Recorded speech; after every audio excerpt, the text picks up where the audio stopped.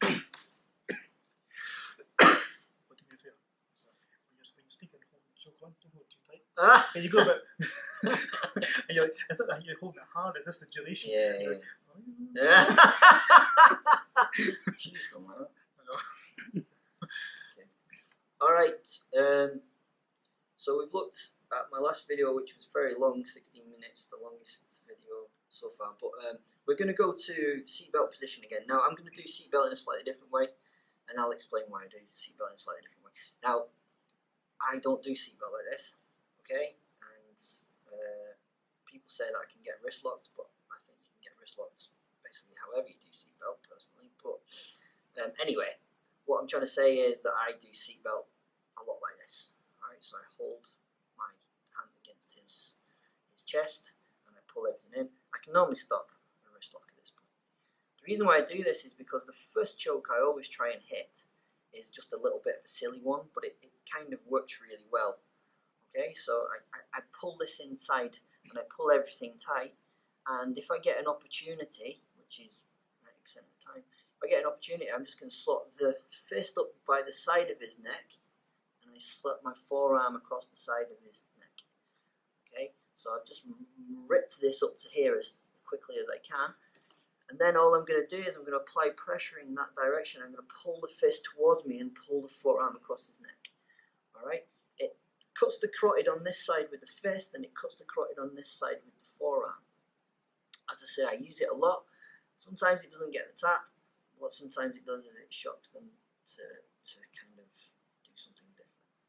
The other one that I tend to use is a lot of people, especially MMA fighters, and one of the main defenses that people are taught is if Graham gets two hands on that, he'll pass it to that side of his head and he'll turn to face me. Okay, that's what they're taught. So as soon as I know that someone is taught to do that and they grab two hands on that thing, I go from my seatbelt here and I go to my seatbelt here. Alright? A lot of people at this point would start hand fighting things, and I can show you something to do that in a minute. But if he grabs two hands on here, might be a baseball bat grip, might be anything. Literally all I'm going to do at this point is I'm going to switch so that this fist faces out and this fist goes here. Now, the secret for me is to not let go of this wrist. If I don't let go of this wrist, then I'm going to do okay. Alright? So what he's going to do is he's going to pass this hand to the other side of his head. As he does that, I slide these up to his neck. Alright? So once I've slidden them up to his neck, it's better obviously if I've got hooks in and stuff. Yeah, once I've got up to the side of his neck, I literally just do the same again. Alright? It's just another variation of the same kind of hand triangle choke, I suppose we used to call it. Yeah? So number one is here. I just slot it straight up, and I push this to the side of his neck, and I pull that one across until I get the tap. Alright? Number two is he grabs two hands on that top arm. I'm going to switch my arm. He'll pass it. As he passes it, I take it to this side of his neck. This one's going to cut the carotid on this side, and I just drive my forearm into the ground and get a tap on there. If it doesn't get the tap, it gives a moment of panic, which will let me work out to start looking at an armbar here if I've got his back. Alright, so that's two sneaky, nice little ways of having different attacks of seatbelt. One of the other things that I like to do is, what really good guys do is they grab here, and he'll go on the inside and he'll grab kind of like a baseball bat grip. Okay, and he's now in control of the arm. Alright, he's really got good control of the arm.